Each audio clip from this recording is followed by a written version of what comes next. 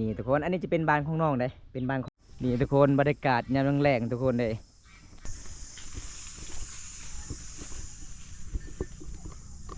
บันไดแบบเคยสรุปบ้านเฮาตัวแบบนี้เลยทุกคนเลยสบายดีสาวๆสบายดีเนี่ยสบายดีอ๋ออันนี้เป็นเฮือนเจ้าเนาะไปเบิ่งห้องนอนอยู่นี่บ่เจ้านอนบ่นี่อันนี้เป็นห้องนอนชาวโสดทุกคนเลยประตูแบบนี้เลยอันนี้คือแบบประเพณีของชนเผ่าบางกองแบบห้องนอนชาวโสดเวลาเฮาไปเบิ่งผู้สาวนี่เฮาต้องคอยเวลาไปเล่นผู้สาวเฮาต้องจอดแบบนี้ทุกคนเห็นปะนี่แหละทุกคนเลยนี่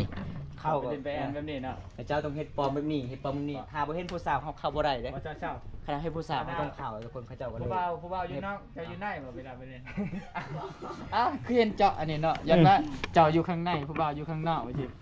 อนุญาตเข้าเบิ่งได้บ่เนาะไปพาเข้าไปเอาทุกคนเลยอนุญาตเข้าไปเบิ่งก่อนเลยทุกคนเลยนี่อู้คันมีไม้เหี้ยน้องก็สิเฮ็ดคือกันเนาะสิแอบให้งามๆทุกคนเลยข้างไปแล้วข้างล่างนะคือต้องอยู่เฮือนเจ้าผู้สาวมีจักคน3 คนเจ้าเป็นลูกสาวหลาหรือว่าจังได๋สาวกลางมีเงินน้องจะซื้อหยังจะซื้อผ้ากระแตแอมเฮือนได้บ่น้องแม่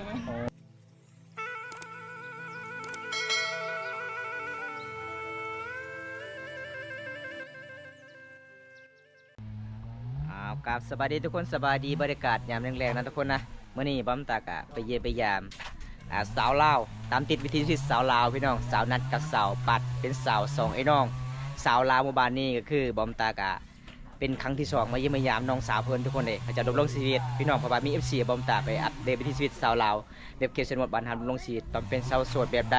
ก็เลยมื่อนี้บัมตากะจัดให้ตามคำขอ FC เลยทุกคนไปตามชมกันนะพี่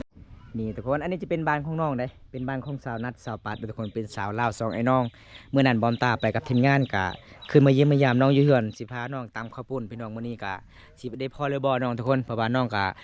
ตามติดวิถีชีวิตน้องไปตักน้ำด้วยทุกคนอันนี้เป็นเขตชนบทบ้านเฮาทำบ้านมุงด้วยหญ้าคาเลยทุกคนเลยสวัสดีไหมเท่าดีเพศยังอันนี้นะตะก้าอ๋อสิเฮ็ดชิ้นบ่โอ้ลูกสายแม่อยู่เฮือนบ่แม่เท่าอยู่เฮือนบ่อ๋ออันนี้ลูกชายลูกสาวได้อยู่เฮือนบ่อ๋อตามเส้นทุกคนอันนี้คืออีเมสาวปัดกับสาวนัดเด้อทุกคนอีเมเพิ่นนี่ย่ำนุ่มเด้อทุกคนเด้ขึ้นมาผู้สาวเด้อพี่น้องเอาเราย่านเนาะหากันมาแต่หายแม่เท่าอ่อนดงโอ้เอาวันนี้กะไปเยี่ยมไปยามลูกสาวแม่เพิ่นตอนนี้แม่กะสิเกียมให้ลูกสาวตำสิ้นทุกคนอันนี้เป็นขั้นตอนวิธีชีวิตบ้านเฮาตำหูบทุกคนเลยคันบ่เฮ็ดแบบนี้มันก็บ่ได้สิ้นเนาะแม่เฒ่าเนาะต้องเฮ็ดแบบนี้เด้อทุกคนเอาจังได๋ก็พาไปเล่นไปแอนโอ้อันนี้คือลูกสาวอีแม่เด้อทุกคนเพิ่นกำลังตำสิ้นเจ้าคนนึงสัวนาไทยแลนด์เขาบ่ได้อบผิวเบิ่งทีมงานเฮานี่คันผู้สาวนี่นั่งยากยืนยากก็ยังอยู่ได้เนาะบาดเฮ็ดให้หั่นนะอยู่ง่ายๆก็ยังว่าเจ็บเจ็บหลังเบื้องหลังตลอดผู้สาวนี่แบบใดก็อยู่ได้สบายดีสาวนัทอ๋อตามซินบ่บ่ได้ขายบ่น้องอ๋อเป็นยังคือบ่ได้ขายบ่ใส่ว่าจะซื้อได้บ่มีเงินซื้อพายบ่คันทาขายบ่โอ้อันนี้เฮาตามประมาณจักเดือนเนาะเฮาบ่ 4-5 เดือนโอ้อันนี้เป็นสินมุกมันเฮาเอิ้นเนาะสินของสุนเผ่าบางกองน้องสาวจะไปใส่ตอนนี้คือบ่เห็นอยู่เฮือนน้าสาวอ๋อเป็นเล่นอยู่เฮือนหมู่เนาะอ๋อคอยเอายองรองมามันเราไปหาผู้บ่าวบ่บ่แม่นอันนี้เป็นสาวนัดเด้อพี่น้องเอ้ยไปตักน้ำเลยบ่น้องยามแรงย่างเนาะ7:18อ๋อไปซื้อฮอดหม้องเลยเด้ตอนนี้ไป7:00 นบ่สาวลาวเคนนี่คันบ่ตำหุบหรือว่าบ่ได้ฮ้อผ้าเนี่ยเขาก็สิขายก็ได้เนาะตอนนี้ก็มันก็สิเย็นเลยเนาะอากาศเนาะก็เริ่มไปได้แล้วทุกคนเลยสาวนัดมื้อนี้อายก็สิพาน้องไปตักน้ำไปเบิ่งวิถีชีวิตน้องได้บ่น้องได้เนาะโอ้ทุกคนน้องก็ใจดีทุกคนพาเฮาไปรับชมวิถีชีวิตสาวลาวเขตชนบทหมู่บ้านเฮาชุมพรมังกรอันนี้เป็นเอกลักษณ์ของชินชุมพรมังกรทุกคนเลยถ้าบ่ได้มีลูกไผถ้าบ่ได้เอาลูกไผต้องสมมาชินอันนี้ทุกคนถ้าพอได้ลูกสาวเอาพวกก็ต้องสุ่มมานี่แหละพี่น้องไปพี่นี่บ้านเฮาของสมภารมังกรเลยทุกคน รือว่าซอยเวียกซอยงานดองเนาะ แม่คันสิขายนี่มันก็แพงอยู่เด้พื้นฮอด200,000 300,000 โอ้เดี๋ยวนี้เงินเฟ้อเนาะ แม่ แต่ของเฮาซื้อนี่บ่เฟ้อเนาะ อันนี้คือไอ้แม่เพิ่นกะสิเฮ็ดชิ้นคือกันนะทุกคนนี่ตำชิ้นได้พี่น้องบรรยากาศยามแรงๆโอ้ไปหาสปัดนี่สปัดนี่ไปลักนอนอยู่นี่เนาะสปัดเนาะเจ้า สปัดผู้บ่าวมาหาลุกไอ้ยังเมากินข้าวปุ้นหรือเปล่ามื้อนี้น่ะคือเมาแต่ เอาทุกคนเลยอากาศมันร้อนน้องก็เมื่อยหลายเด้อทุกคนเลยน้องก็สวยเวียกสวยงานนี่แม่ตอนนี้ กินยางมั้ย ขอบใจพอเท้าเพิ่นกินสมกินเมียงเด้อทุกคนไปตักน้ำเลยบ่เช้าสปัดย่างตอนนี้คอยสิพาเจ้าไปป่าเด้อไปเอาน้ำอยากนอนมันจะลมผู้บ่าวบ่ มีผู้บ่าวไป บ่มีผู้บ่าว เอาทุกคนให้เพิ่นว่าอยากนอนแฮงบรรยากาศยามแลงเขตชนบทพี่น้องนี่ทุกคนบรรยากาศยามแลงทุกคนเลยหมู่บ้านปูนหินสว่าง เมืองหนองเขตชนเขตเด้อทุกคน อันนี้เป็นหมู่บ้านที่เขาเจ้าออกใหม่ทุกคนตะกี้แต่ก่อนก็จะเป็นทั้งพูนหมู่บ้านทุกคนอันนี้เป็นบ้านเขาเจ้าการดำรงชีวิตการใช้ชีวิตตามถนนที่งามๆพี่น้องให้บ่เพราะว่ามันจะเป็นป่าลายเลยเป็นบ้านที่เขาเจ้าออกใหม่ๆช่วงนี้เด้อทุกคนเลย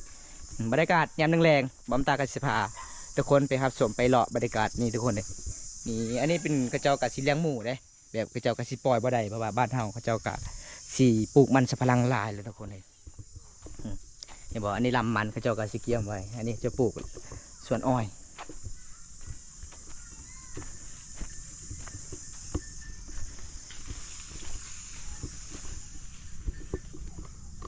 บันไดแบบเคยสรุปบ้านเฮาตะบดนี้เลยทุกคนเลย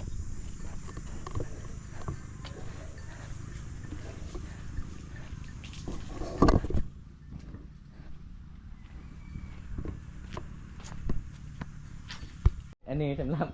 ปลวกแน่ป่ะ สบายดีสาวๆสบายดีเนี่ย สบายดี อ๋ออันนี้เป็นเฮือนเจ้าเนาะอ๋อมื้อเช้านี่ก็คือเจ้ากับไปเล่นอยู่เฮือนสาวปัดสาวนัดบ่น้อง โอ้ยสบาย อันนี้เป็นเฮือนกันสาวเด้อทุกคนเด้ กันเช้า เพิ่นว่าเพิ่นทางกระตื่นนอนเพิ่นว่าโอ้ยข่อยตกใจคือว่าผู้ใดมาเฮือนมาศาลเนาะ วันนี้ไปเยี่ยมไปยามน้องก็อยู่ถึงเงินสงสารเลยอยู่เฮือนเจ้ามีจักคนเนาะ เก่า 9คนบ่เฮือนสปัดก็เก่าเด้ แม่น อ๋ออันนี้แม่นแม่บ่ได้นอนอยู่นี่อีพลอยแม่ แม่ อ๋อแล้วก็น้องนอนอยู่ไสเจ้าเด้เจ้าอยู่นี่อันนี้ห้องนอนเจ้าบ่ แม่ ป้าทุกคนนี่ก็คือเฮือนนอนทุกคนเลยเพราะว่าน้องก็น่าฮักเนาะ แม่น ไปเยี่ยมไปยามน้องก็ใจดีทุกคนเลย ยังบ่ตื่นเนาะ อีหยังเจ้าอีหยังคือหยุดหยัดตื่นเต้นบ่หรือว่าจังใด นอน อยากนอน เพิ่นจึงตกใจทุกคนเลยตอนนี้พาอายไปเบิ่งห้องนอนเจ้าได้บ่ฮะได้ไปอยู่ไสห้องนอนเจ้านะห้องนอนชาวโสดเด้อทุกคนเด้อ เดี๋ยววนไปเบิ่งห้องนอน อยู่นี่บ่เจ้านอนบ่ นี่ อันนี้เป็นห้องนอนชาวโสดทุกคนเลย ประตูแบบนี้เลย อันนี้คือแบบประเพณีของชนเผ่าบางกองแบบห้องนอนชาวโสดเวลาเฮาไปเบิ่งผู้สาวนี่เฮาต้องคอยเวลาไปเล่นผู้สาวเฮาต้องจอดแบบนี้ทุกคนเห็นปะนี่ล่ะทุกคนเลยนี่เข้า เป็นแบบนี้เนาะ เจ้าต้องเฮ็ดปลอมแบบนี้เฮ็ดปลอมแบบนี้ถ้าบ่เห็นผู้สาวเฮาเข้าบ่ได้เด้ ว่าเช้า ขณะให้ผู้สาวเฮาต้องเข้าทุกคนเขาเจ้าก็เลย ผู้บ่าวอยู่นอกเจ้าอยู่ในบ่เวลาไปเรียนคือเห็นเจาะอันนี้เนาะอย่างว่าเจ้าอยู่ข้างในผู้บ่าวอยู่ข้างนอกว่าสิ อันนี้ก็คือสำหรับเวลาเฮาบ่ได้นอนก็คือเขาเบิ่งทางนี้เนาะแบบคันถ้าเฮานอนกับผู้บ่าวก็เข้าไปเล่นเลยอันนี้บอลชาวโสดบอลนอนชาวโสดก็คือน อนนำกันจักคนอยู่นี่ ฮะ จะนอนนำกันจักคน สอง 2 คน เอาทุกคนในเฮือนน้องครับประมาณสำนี้ยังบ่ทันได้แล้วจักปีแล้วน้องเฮ็ดเฮือนของน้องบ่ฮู้คือกันเนาะ บ่ได้จดไว้เลย ไปเบิ่งคอยเบิ่งเฮือนของน้องนี่น้องๆนี่แอมก็คือมีแต่สังกะสีเลยทุกคนเด้บ่มีเงินอยากซื้อไม้เหี้ยบ่ แม่ โอ้ทุกคนคณะการฮ้อนก็ฮ้อนหลายเนาะก็เลยน้องก็มานอนจุดนี้เลยทุกคน เจ้าบ่ได้มีพัดลม นี่ว่าทุกคนห้องนอนน้องประมาณสำนี้แหละพี่น้องอุ้ยสงสารน้องลาเลยทุกคนเลยอันนี้คือประตูยังบ่มีเงินอยากซื้อ ใช่ที่นอนเจ้าน่ะชาว เขาได้ญาติได้สาๆเลยบ่มีเลยพี่นอนนี่ บ่มี โอ้คืนนอนในชาติเลยบ่เนาะ อืม โอ้นี่เด้อเขาได้ญาติได้ สินวนก็บ่มีเนาะข่อยเบิ่งเนาะข่อยเบิ่งบนห้องนอนจะบ่มีเลย นอนใบหนึ่งด้านเช้าสุดอันนี้น้องนอนอันนี้แท้บ่ แม่ โอ้พัดลมก็บ่มี บ่มีไฟฟ้ามีบ่เนาะ นี่บ่ บ่มีบ่อยู่นี่บ่เวลาน้องนอนกลางคืนน้องเอาหยังมาไต่บ่มีเลย โอ้ โอ้ทุกคนเลย อ้าวเคยคิดว่าเพื่อนน้องมีไฟฟ้าบ่มี บ่มีไฟฟ้าเลยเนาะมีอยู่แต่ทางนั้น โอ้ แต่ทางนี้เขาเจ้าบ่ได้ต่อให้โอ้แสดงว่ามืดเลยเวลาเอ้าคันมืดนี่เวลาผู้บ่าวไปล่มนี่เจ้าฮู้นี่ได้เอ้า มันมืดเด้แบบบ่ได้เห็นบ่ได้เห็นหุ่งเด้คือ จะ บ่ รู้ได้ว่าเป็นผู้บ่าวบ่เทื่อโจรเด้ซะ บ่มีเงินยังซื้อดอกหรือว่าจังไดเนาะ บ่มี บ่มีบ่คันไทยมีน้องก็สิต่อให้มันแจ้งๆเนาะ แม่น โอ้ทุกคนพอได้จะดีก็ซื้อให้น้องดอกเดี๋ยวทุกคนดอกไฟฟ้าน้องก็สิต่ออยู่ในห้องนอนเด้อทุกคนเลย น้องคือตื่นเต้น เออน้องหาก็ตื่นนอนเด้เฮาก็แบบมาหาน้องก็แบบบ่ได้นัดกับน้องซ้ำทุกคนเลยแบบเฮาก็สินำเฮือนน้องเขาว่าเฮือนทั้งพูนเฮือนสาวๆก็เลยเข้ามาเลยทุกคนเลย คอยไปนี่ลุ่มลุกคู่คานก็จะพอเฮือนเจ้า เออมันแม่นง่ายสิได้พอเฮือนน้องเนาะ แม่น มันก็สิไกลในเฮือนของน้องทุกคนเลยอันนี้ญาติอัปเดตได้เฮือนน้องเลยทุกคนให้ FC นะครับชมบางคนก็บอกว่าเฮาสร้างคอนเทนต์บ่แม่นเลยทุกคนเลยนี่ทุกคน อันนี้เป็นเฮือนของน้องเบิ่งนี่พี่น้องเอ้ยเห็นบ่ก็จะมุ่งด้วยสังกะสีเบิดพี่น้องคันอากาศร้อนก็ร้อนหลายเลยทุกคนเลยป้าดนี่เห็นบ่เฮือนเขาเจ้าเบิ่งเฮือนเขาเจ้าก็จะเป็นเฮือนใหญ่ๆเบิดพี่น้องข้างๆเป็นเฮือนใหญ่หมดเลยทุกคนเห็นบ่แต่เฮือนของน้องก็ประมาณส่ำนี้อันนี้ใครได้บ่นอนๆเลยพี่น้องแต่ห้องนอนของสาวโสดนี่บ่มีดอกไฟฟ้าเลยทุกคนมืดตึบเลยพี่น้องอันนี้เฮือนครัวนี่เนาะ แม่น อันนี้เฮือนใหญ่ แม่น อ๋อ แม่ก็แอมสั่งซีเบิด โอ้ ยามฮ้อนเลยคือฮ้อนเลยเนาะ ทุกคนเลยอันนี้อยากเข้าเบิ้งได้บ่เนาะไปพาให้เข้าไปเอาทุกคนเลยอยากเข้าไปเบิ้งก่อนเลยทุกคนเลยนี่อู้คันมีไม้เฮียน้องกระเซ็ดคือกันเนาะสิแอบให้งามๆทุกคนเลย เอาข้างไปแล้วข้างล่างนะ เออ คือตอนหนาวคื อันนี้ห้องนอนนี่บ่ แม่น เออแต่เฮือนห้องนอนนี่ยาวอยู่เด้ แม่ ทางยาวทางใหญ่อยู่แต่มันกะคันฮ้อนก็ฮ้อนหลายคันหน้าก็หน้าเพราะว่าน้องกะบ่มีทุนจะเฮ็ดต่อเด้ ทางหลังเบิดแหละ เออทางนี้เห็นบ่ทุกคน นี่ เป็นปอกมาเลยสงสารน้องหลายเลยทุกคนได้เห็นแล้วก็โอ้วิธีชีวิตน้องนี่เวลาน้องไปลินไปแอนนี่มีความสุขหลายเนาะ แม่นล่าเริง น้องคันคนอื่นนี่สุขเศร้าเด้แต่น้องนี่มีความสุขตลอดเลยทุกคนนี่ แม่ เนี่ยแบบเฮาหาเงินหาคำมาเป็นถ้าเบิ่งทุกคนทางนี้ทุกคน มันมีปลากระแตคงดีเนาะ โอ้พี่น้องสงสารน้องหลายเลย ประตูก็คือน้องเอาสังกะสีเป็นความจริงเนาะมันเป็นเฮือนแท้เจ้าหน่อยเนาะบางคนก็ว่าเที่ยงนาบ่บ่แม่นเลยทุกคน แม่ นี่ นอันนั้นก็เป็นบอลนอนช่องบอลนอน ห้องนอนเบิด แม่ โอ้ ห้องนอนนี่แม่ทางนี้ แม่ ทางนี้ห้องนอนไหนน้อง น้องอีก อ๋อเอา เพื่อนน่ะก็ใหญ่อยู่แต่ว่าขาดก็คือแนวแอมเนาะ ผ้าห่มประมาณซ้ำนี่ผ้าห่มบ่โอ้เบิ่งทุกคน1 2 2โตเลยทุกคนผ้าห่ม ผู้ ประ ใหญ่ มาณ ใจ ซ้ำ ดี นี่ กับใครเอ็นดูกับ เออ ติดต่อทีมงานเขาได้เด้อทุก ส คน งสารเลยทุกคนเลย ทางกระแตสำคัญเนาะ เออ เพราะว่าเบิ่งทุกคนทั้งท อยู่เฮือนเจ้าผู้สาวมีจักคน สาม 3 คนเจ้าเป็นลูกสาวหลาหรือว่าจังได๋ ำ สองกลาง สาวกลาง ใช่เอื่อย เอื้อยก็ยังบ่ทันเอาผัวเอาแล้วผัว ยัง ยัง นั่ง แต่มีแฟนแล้วเอื้อยเจ้า บ่มี เลยคอยเป็นคน เป็นคนนี่ใดเอื้อยเจ้า เป็น ฮะ นากีพัน นั่นน่ะ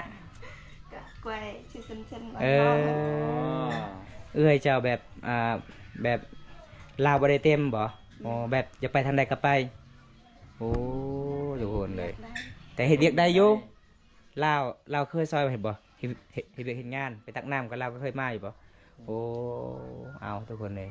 แต่เรื่องของน้องเอื้อยก็เป็นในนั้นนี่เนาะ แม่น แบบมันบ่เต็มทุกคนแล้วก็น้อง บ่ดี น้องสาวจะได้ไปไสน้องจัง ไป ไปแขกแล้ว แม่ อ๋อ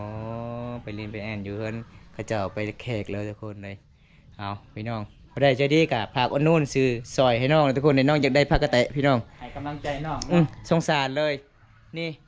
ข้าวกินกับแบบบ้านซ้ำนี่ทุกคนเลย อันนี้เขากินบ่ ข้าวกิน กุ้มอยู่บ่แต่ละปี อยู่บ้านเฮาเนี่ยก็เจ้าคายบ่ใหม่ไม่กระแตะนะเขาคายบ่เฮาแอมนี่มีเนาะ อืม อ๋อแผน1 2 แสน ช่องแซนบ่ 200,000กีบแผ่นหนึง โอ้ คันสิไล่ขายนี่กันซื้อๆก็ประมาณ10ปลายกว่าแผ่นเนาะ10ปลายกว่าแผ่นน่ะสิได้อยู่ สิบ ครับ ปลายก็ คำเทศกับซาว ครั้งหนึง แม่น เพราะว่าอันนี้ช่างกระสีมันก็พังคือกัน ทางวัดประตูของน้องทุกคนสงสารเลย ฮักก็เห็นเนาะ ฮักเห็น เห็นน้องครั้งแรกคือกันได้มาหาเห็นน้องเพิ่นมาเล่นอยู่เฮือนสาวหนักทุกคนก็เลยเฮาก็ตามไปฮอดเฮือน อ๋อแม่ คิดว่าเฮือนเพิ่นใหญ่ได้ แม่ คิดว่าหลังใหญ่ๆเห็นเฮือนเวลาอยู่ข้างหลังคิดว่าเฮือนเจ้านั่น บ่แม่น บ่แม่นเนาะ เฮือนเจ้าอยู่อันนี้ อยู่นอกเลย ก็คือเป็นเฮือนก่อเฮือนหลังใหญ่ๆเป็นเฮือนหมู่บ้านของน้องหรือว่าเป็นคนลาวอยู่เนาะ บ้านอื่น ลาว มีแต่คนลาวหมดบ่ อ๋อ ก็คือติดแคมทางก็คือคนลาวเบิด อ๋อคนที่รวยๆเนาะมีรถมี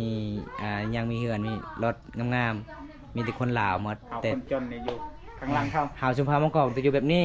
แม่น อืมทุกคนสงสารน้องลายเลยเด้ไปเบิ่งวิถีชีวิตน้องก็สงสารเลย คันหน้าหนาวช่วงหนาวคือสินอนกอดกันบ่ได้เว้าเนาะบ่มีผ้าห่ม มันหนาวแห้งเลย นอนจะค้นช่วงหนาว ก็สองคน กับเอื้อยเจ้านั่นแหละ อ๋อผ้าห่มพื้นเดียวนี่เกี่ยวกันเลย โอ้ยทุกคนเลยนี่แหละวิถีชีวิตน้องเพิ่นคอยเห็นอยู่เฮือนสาวนัดคิดว่าเรานะเฮือนหลังเขียวๆทั้งอนาแคมทางนั้น อืม มาพี่โอ้ย เอาทุกคนเลยหลังจากเข้าไปเบิ้งเพื่อนสารบานซองของสาวสาวๆทุกคน อันนี้เป็นสารเขาเจ้าเอาไว้นำต่างๆเลยทุกคนเลย อันนี้ห้องนอนเนาะอันนี่เนาะห้องนอนเจ้าเนาะน้องเนาะอ๋ออันนี้ก็คือทางนี้ก็บ่มีบ่บ่น้องไม่แอนมันก็บ่มีบ่เอาทุกคนเลยอันนี้เป็นห้องนอนสาวเศร้าทุกคนนอนกับเอื้อยเพื่อนกับแบบบ่สบายเลยเนาะเพราะว่ามันก็บ่เต็มเพราะว่าแต่ช่วยเวียกช่วยงานได้อยู่ทุกคนเลยก็คือน้องก็เป็นเสาหลักของครอบครัวหาเงินหาคำทุกคน อันนี้ห้องนอนน้องก็สิเอาผ้าบัดมากันประตูทุกคนนี่เป็นปล่องแบบห้องนอนโสดดอกไฟฟ้าบ่มีน้องเบิ่งพี่น้องเบิ่งเพิ่นน้องทุกคนสงสารเลยตัวนี้ของพันน้องอยากได้หยังเนาะ อยากได้ ไงเนี่ยอ้าว อยากได้เงินอยากซื้อไม้กระแตะเพื่อน ตอนนี้ความพันของน้องอยากได้หยังน้องสาว อยากได้เงิน ๆอยากได้เงินบ่ถ้ามีเงินน้องจะซื้อหยัง อยากซื้อผ้า ผ้ากระแตะเพื่อนได้บ่น้อง แม่ โอ้แสดงว่าตอนนี้ขาดหลายเลยเนาะผ้ากระแตะสิเพื่อนสารบานสองบ่คือเพื่อนหมู่เลยเนาะเพื่อนเฮาเนาะเพื่อนเฮามันจนทุกคนเลย เจ้าก็บ่ได้ไปเฮ็ดงานบ่ บ่ โอ้ความพันที่สองเลยอยากได้หยังเนาะ อยากได้เงินไปซื้อ ซื้อหยังซื้อคุบ่ โอ้น้องบ่มีคู่ บ่มีคุบ่ มีขุดใส่ โอ้ ถ้ามีคุก็เวลาเฮาตักน้ำมันสบายเนาะอันนี้เวลาน้องไปตักน้ำน้องต้องอ้องใส่นี่เลยทุกคนเลย แล้วก็กระตุกใหญ่ๆนี่แหละพี่น้อง เบิ่งอันนี้ก็บ่มีเลยทุกคนสงสารน้องลาเลย ห้องแต่นี่ประมาณจักพื้นน้องกะว่าเพื่อน ประมาณจักแผ่น จักแพทย์ บ่ฮู้กันเนาะ รู้กัน มันก็หลายเติบอยู่เด้ เกือบประมาณ20กว่า20 เพราะว่าเฮือนน้องมีแต่สังกะสีมันเก่าๆหมดได้ตั้งสีมาแต่ใส่น้องมาแอมเฮือนซั่นชาวบ้านเฮาหรือว่าขอนำเขาเจ้า ขอนำข้าเจ้า โอ้ขอนำเขาเจ้าเนาะเขาเจ้าใจดีก็ให้สังกะสีเก่าๆโอ้ทุกคนเลยสงสารน้องลายเลยพี่น้องเอาพี่น้องมื้อนี้บ่มีหยังหลายเด้อให้มาเยี่ยมมายามเจ้ากับไปเบิ่งเฮือนซานบ้านซองเขาเลยคิดว่าเฮือนเจ้าเฮือนใหญ่ๆบ่แม่นเนาะ แม่ อันนี้เป็นเฮือนน้องแท้เลยทุกคนเลยโอกาสหน้ามีเวลาว่างๆอายก็มาเยี่ยมมายามกันใหม่ได้อน้องเด้อ ได้ เพราะว่าคันท้ายมีผู้ใหญ่ใจดีอยากซอยน้องก็คือน้องอยากได้พากระแตแอมเฮือนเนาะพอให้มีความสุขนอนสะดวกสบายแล้วก็จะได้ดอกไฟฟ้าแน่ทุกคนเลย นี่มาต่อห้องนอนของน้องเบิ่งประมาณชั้นนี้คันคนบ่ดีนี่ก็เข้าเลยเด้ แม่ แต่คนดีนี่เขาเจ้ายังเบิ่งผู้สาวอยู่ว่าผู้สาวอยู่ก็คือเข้าได้คำผู้สาวบ่อยู่ก็เจ้าก็บ่ได้กล้าเข้าเอิ้นผู้สาวมาเลยแม่นทุกคน บ๊ายบาย FC เด้อไอ้กลับกันเด้อจ้าบ๊ายบาย